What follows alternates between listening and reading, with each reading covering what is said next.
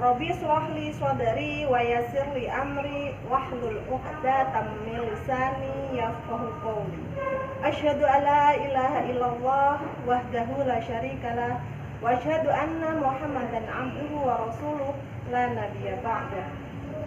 Alhamdulillah, puji syukur kehadirat Allah Subhanahu wa taala yang mana di hari ini, hari yang sangat cerah, di bulan Ramadan, Allah masih memberikan kepada kita kenikmatan, nikmat iman, nikmat Islam, dan nikmat waktu luang, sehingga kita bisa bersua dengan bulan yang suci mulia. Tak lupa salawat serta salam semoga tetap terlimpah curahkan kepada qudwah hasanah kita, beliau Nabiullah Muhammad SAW, yang senantiasa kita nantikan syafaatnya hingga kelak di yaumul akhir. Alhamdulillah, Ramadan sudah berlalu beberapa hari dan kita sudah hampir di penghujung Ramadan. Allah masih memberikan kita kenikmatan yang luar biasa, kenikmatan yang sebenarnya tidak kita pernah minta, tapi Allah memberikannya. Namun manusia terkadang memanfaatkan kenikmatan itu untuk menuruti hawa nafsu ataupun keinginannya. Nah, pada hari ini saya akan menyampaikan tentang menuruti hawa nafsu. Di bulan Ramadan ini, Allah sudah memberikan fasilitas kepada kita, di mana pintu surga dibuka seluas-luasnya dan pintu neraka ditutup serapat-rapatnya. Namun, banyak manusia yang masih mengikuti hawa nafsunya, sehingga masih bisa dilihat berbagai macam kejahatan di mana-mana. Lalu, dari mana itu berasal? Ternyata dalam diri manusia itu ada hawa nafsu yang memang harus dikendalikan. Di Quran surat An-Nisa ayat ke-135, A'udzu billahi minasyaitonir rajim. Bismillahirrahmanirrahim. Fala tattabi'ul hawa an ta'dilu.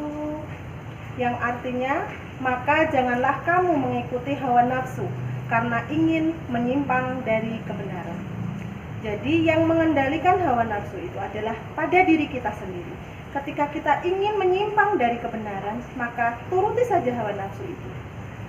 Dalam diri manusia ada dua nafsu yang memang harus dikendalikan. Salah satunya yaitu nafsu perut. Nah, apalagi saat Ramadan seperti ini, biasanya ketika berbuka puasa, semua dituruti. Kita terlalu menuruti hawa nafsu yang ada di perut kita, sehingga semua makanan, semua minuman masuk, dan itu harus dikendalikan. Nafsu yang kedua yaitu nafsu syahwat. Dan itu semua dibekali oleh Allah, namun kita semua yang harus mengendalikan. Hawa nafsu harus dikendalikan sesuai dengan Quran surat ke-45 ayat ke-18. Jadi, untuk mengendalikan hawa nafsu itu terletak pada diri masing-masing pribadi orang. Akibat daripada menuruti hawa nafsu, yang pertama adalah menyimpang dari kebenaran. Di Quran surat Al-An'am ayat ke-119. A'udzu billahi minasyaitonir rajim. Wa inna katsiran la yudhilluna bi ahwaihim bighairi ilm. Artinya, dan sungguh banyak yang menyesatkan orang dengan keinginannya tanpa dasar pengetahuan. Jadi orang yang tidak bisa mengendalikan hawa nafsunya, dia akan disesatkan, menyimpang dari kebenaran dan hanya menuruti apa-apa yang tidak tahu ilmunya. Akibat yang kedua yaitu sesat lagi menyesatkan. Di sini artinya sesat untuk dirinya sendiri. Sementara menyesatkan, dia tidak hanya sesat untuk dirinya sendiri, tetapi juga menyesatkan untuk orang lain. Jadi ini akibat yang sangat-sangat tidak baik, gitu ya. Tidak hanya merugikan diri sendiri, tapi juga merugikan orang lain. Di Quran surat ke-18 ayat ke-28. Akibat yang ketiga adalah melampaui batas. Di hadis riwayat At-Tirmidzi, di hadis ke-19 disebutkan akibat dari menuruti hawa nafsu.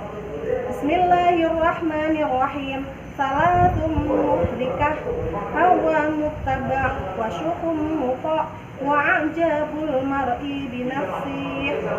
Ada 3 hal yang dapat merusak. Yang pertama adalah hawa nafsu yang selalu diikuti.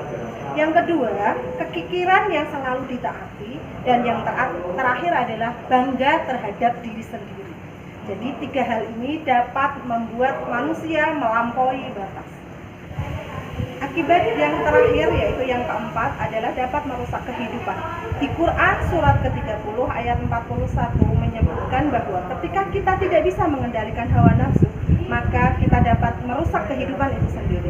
Nah, dari penjelasan dari awal hingga tadi, bagaimana manusia itu memiliki pilihan. Kita akan menuruti hawa nafsu itu terus, ataupun kita yang mengendalikan, maka pilihan itu ada di diri kita sendiri. Untuk itu, marilah kita sebagai seorang muslim dan muslimah, ketika kita berada di bulan Ramadan ini, kita berusaha untuk meningkatkan keimanan kita, berusaha untuk selalu bersabar. Ketika ada keinginan, ada nafsu yang tiba-tiba datang untuk kita ataupun saudara-saudara kita, kitalah yang berkewajiban untuk mengingatkan. Untuk itu, marilah kita songsong Ramadan tahun ini dengan senyum yang bahagia. Mudah-mudahan kita sebagai kaum muslimah bisa mengendalikan hawa nafsu itu sendiri. Kita tidak bangga terhadap diri sendiri karena ada setan di sekeliling kita yang selalu mengompor-ngompori agar kita menuruti hawa nafsu kita sendiri. Itu saja yang bisa disampaikan. Mudah-mudahan ada manfaatnya. Kita ketemu di video-video YouTube selanjutnya. Al-haqqu min rabbik fala takunanna minal mumtarin. Kebenaran itu semata-mata datangnya dari Allah dan semoga kita bisa mengikuti. Dan kesalahan itu datangnya dari diri pribadi saya, semoga bisa dimaafkan. Wassalamualaikum warahmatullahi wabarakatuh.